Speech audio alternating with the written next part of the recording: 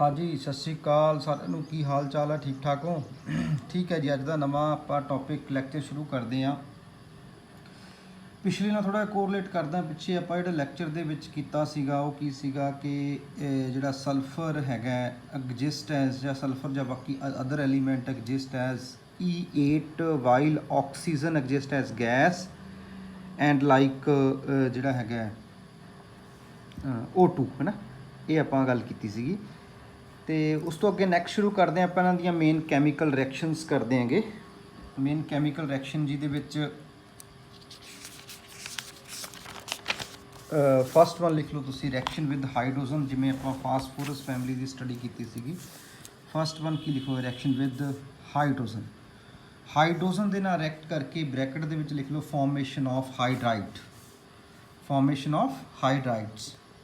तो ये एलीमेंट लिख लो फटाफट सारे, जिदा कि उस से टेपो, उससे टेपो है ना।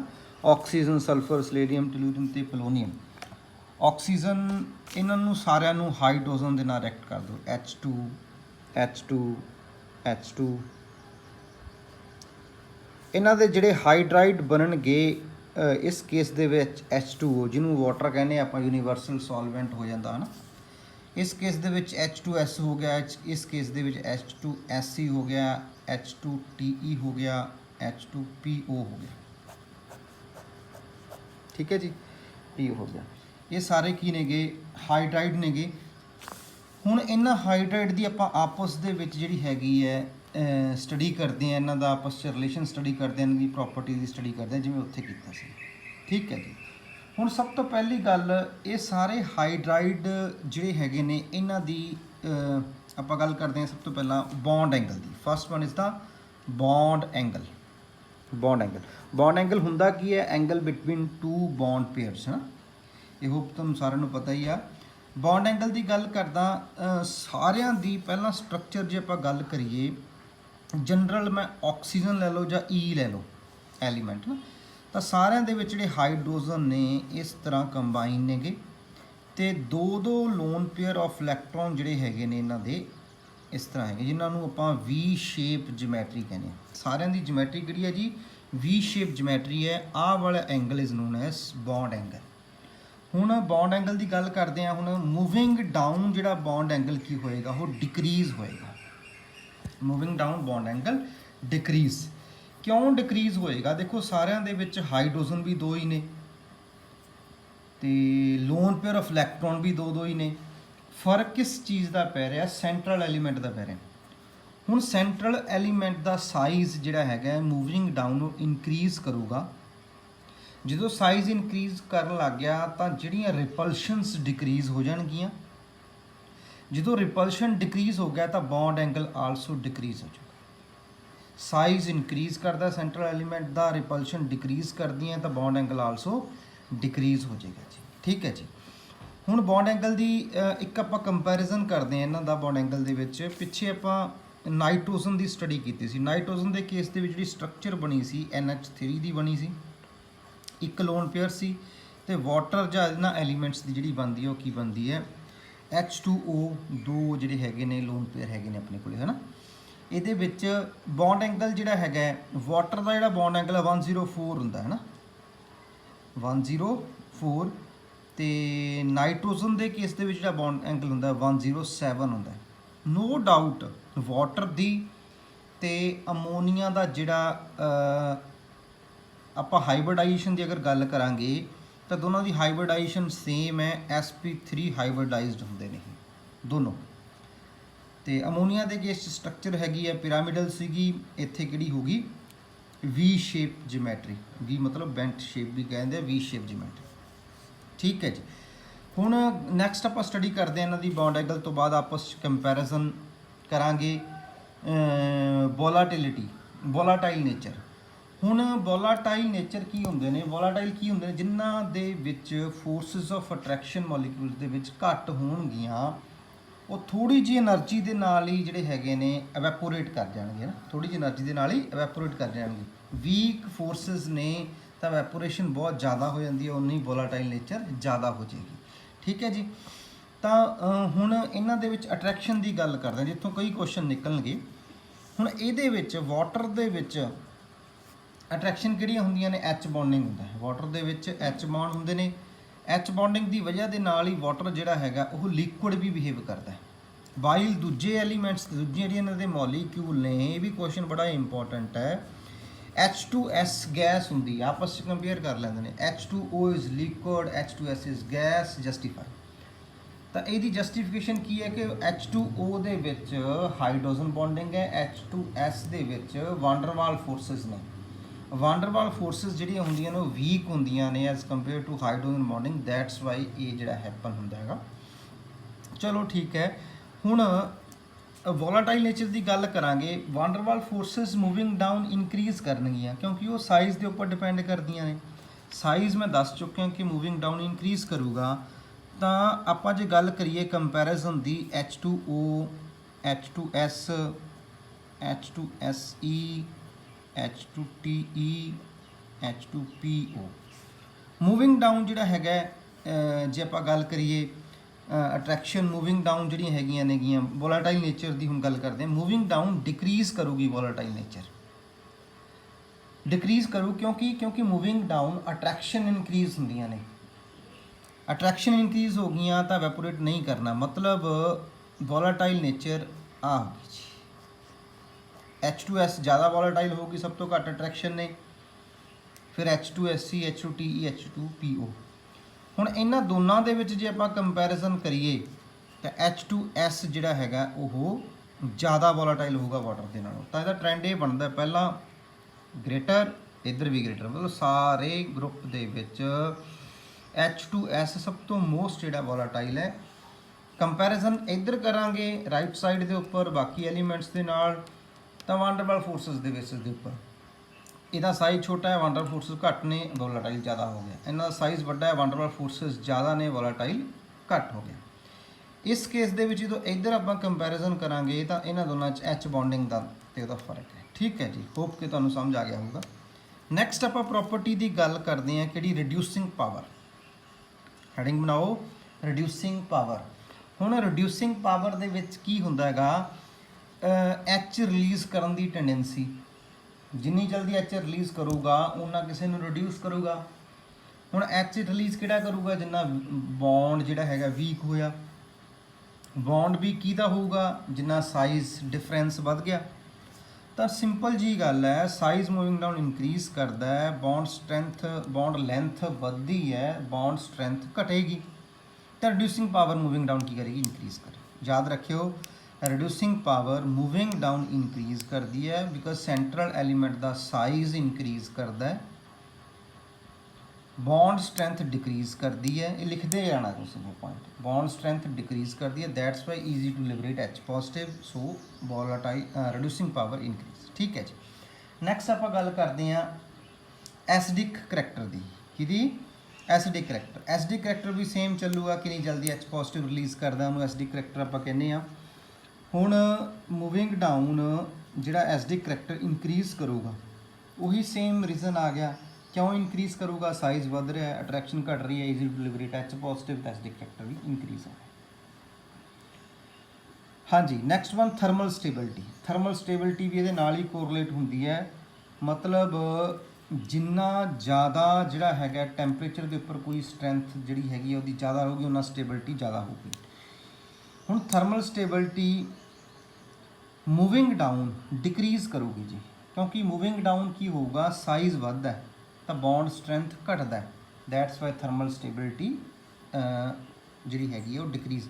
ਹੁਣ ਇਹਦੇ 'ਚ ਇੱਕ ਪੁਆਇੰਟ ਅਰਾਈਜ਼ ਹੁੰਦਾ, ਆਪਾਂ ਕਹਿੰਦੇ ਹਾਂ ਮੂਵਿੰਗ ਡਾਊਨ ਅਟਰੈਕਸ਼ਨ ਵੱਧਦੀ ਹੈ ਕਿਉਂਕਿ ਸਾਈਜ਼ ਵੱਧਦਾ ਹੈ, ਕਿਉਂਕਿ ਉਹ ਵਾਂਡਰਵਾਲ ਫੋਰਸਿਸ ਆ ਗਈਆਂ।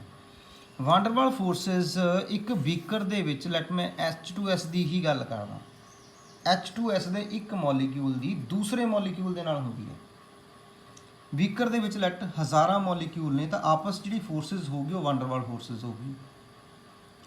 ਥਰਮਲ ਸਟੇਬਿਲਿਟੀ ਦੀ ਗੱਲ ਇਨਵਿਜ਼ੀਬਲ ਐਲੀਮੈਂਟ ਦੀ ਹੁੰਦੀ ਹੈ, ਸਿਰਫ ਇੱਕ ਮੋਲੀਕਿਊਲ H2S ਦੀ, ਇੱਕ ਮੋਲੀਕਿਊਲ H2S ਦੀ ਜਿਹੜੀ ਸਟੇਬਿਲਿਟੀ ਉਹ ਥਰਮਲ ਸਟੇਬਿਲਿਟੀ ਹੋਊਗੀ।